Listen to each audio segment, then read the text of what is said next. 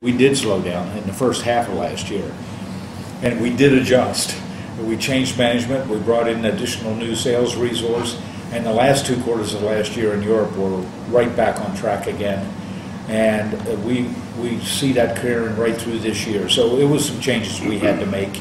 The market's there, it's strong, but the changes we've made have worked, and so we're back on track again.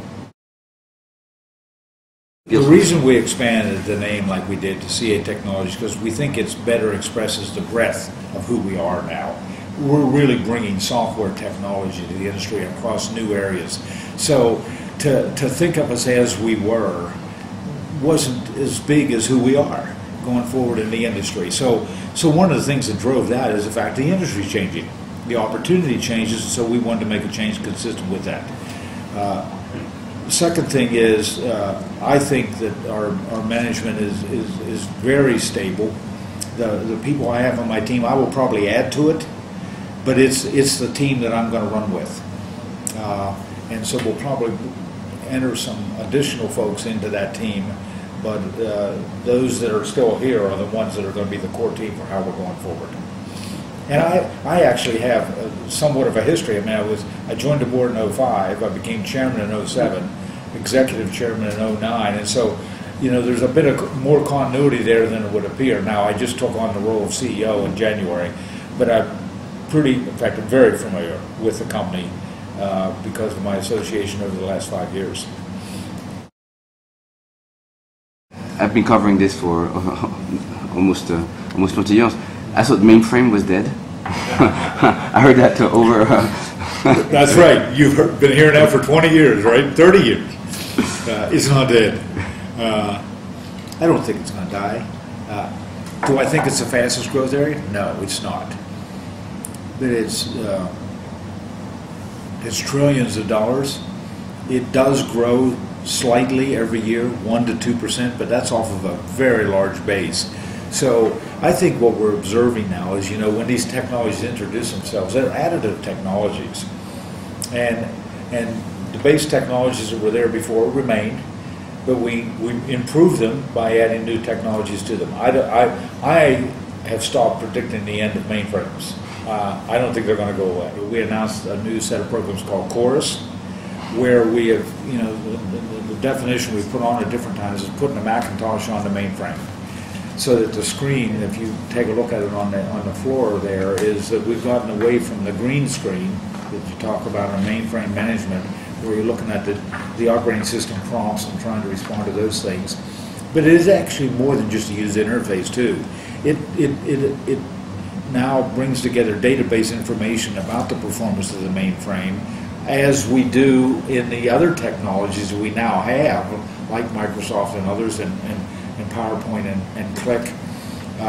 And so it also has the ability to learn. So on the mainframe now, when a problem is solved because of a performance issue that had to do with communications lines or servers or files or whatever, that system that we announced is able to remember that. And when it sees it again, it can automatically fix it. It doesn't need an operator intervention. So we've now, for the first time probably in 3 decades, introduced new technology into the mainframe that our beta testing that we're going through with, I think, about a dozen customers has shown 200% and 300% improvement in productivity in the management of the mainframe. So we're taking the industry a step forward on what the mainframe is able to do now. Well, there's 2 things, I think, or maybe even 3. One is that when you look at us, we're in a very fortunate position, even with all the acquisitions we made, with all the cash we need to run the business. We end up with over $1 billion of cash excess after all of that. And we generate another $1.4 billion of cash last year.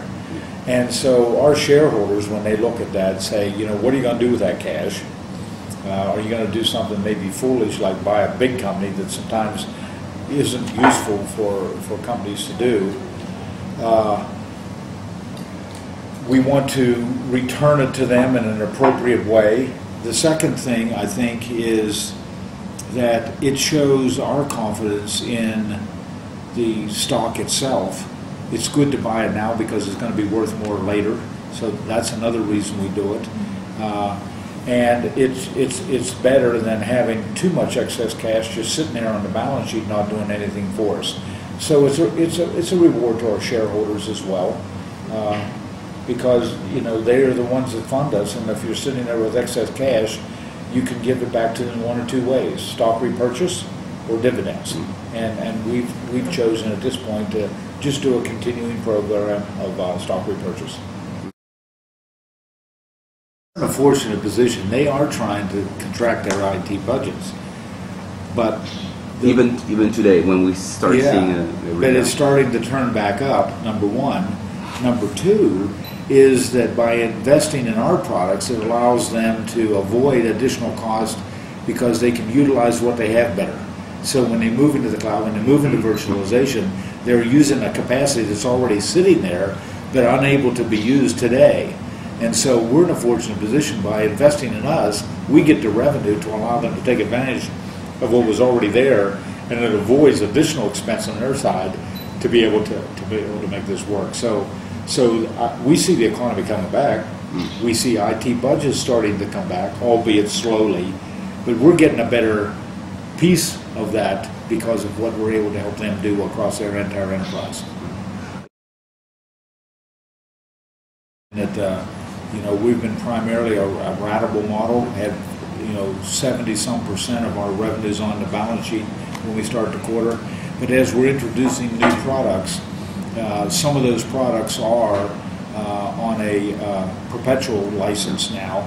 But then also, as you introduce the on-demand products like Azure Vision and NIMSoft on demand and so on like that, those are on subscription based, so that they, it's on a monthly going forward. So, while our percentage of ratable to perpetual to subscription is changing slightly, it's not big.